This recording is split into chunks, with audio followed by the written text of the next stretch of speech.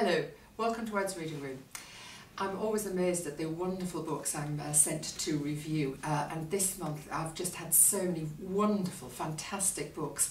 These books that I'm going to recommend for you, I'm just absolutely thrilled with.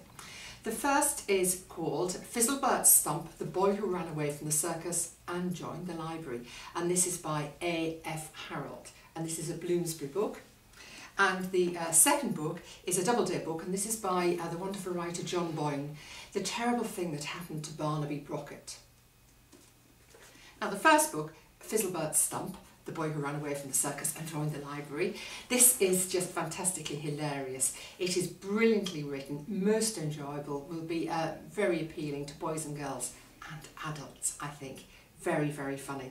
I'm just going to read a little bit from, it's not quite the beginning, but almost the beginning, just after Fizzlebert has been introduced. He has this rather strange name, but generally he's known as Fizz. Fizzlebert's mother was a clown. That's not to say she messed about and made jokes all the time, although she did, but rather that her job, the thing she was paid to do, was being a clown. The sort with a painted face, big trousers, long shoes, a bucket of whitewash, a ladder, and an unfortunate sense of timing. It was because his mother was a clown that Fizz lived in a circus, and also probably why he was called Fizzlebert, which is the sort of name only a clown would think of. Anyway, he has quite an exciting life, of course, like putting his head into a lion's mouth every night in the performances. Lots of fantastic things happen to him. He really does enjoy being in the circus. But the one thing that troubles him is that he's the only kid there. And he decides that he wants to sort of try and do something about this. Anyway, it's quite a long story. He finds himself going off to a library, and he's actually trying to help somebody out over this. And he gets to the library because he doesn't really know what a library is. He does soon find out then he's absolutely overwhelmed by the idea of all these books, and you don't even have to buy them. You can just borrow them. But then he sort of gets kidnapped by a couple of crazy old pensioners. It is so exciting and very, very funny, and will delight boys and girls alike.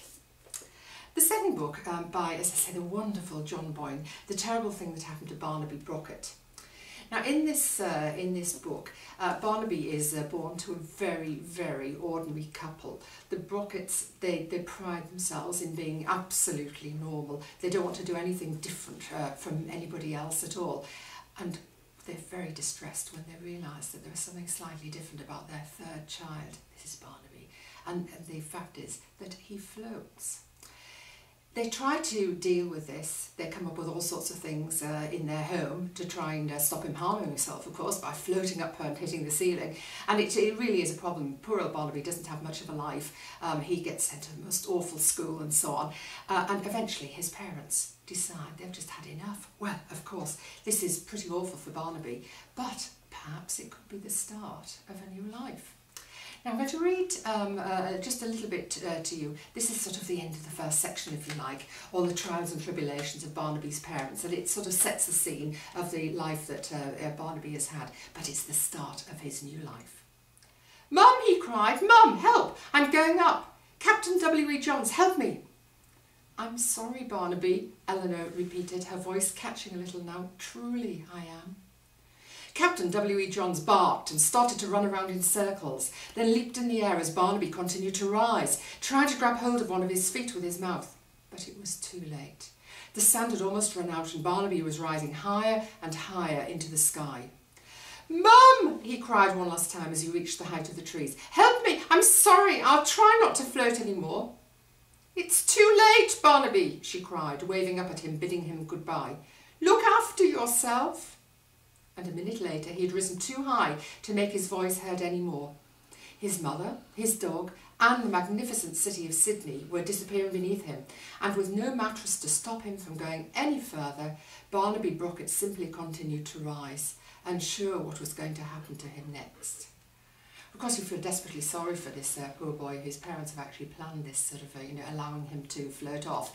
But actually, it is the start of the most amazing adventures.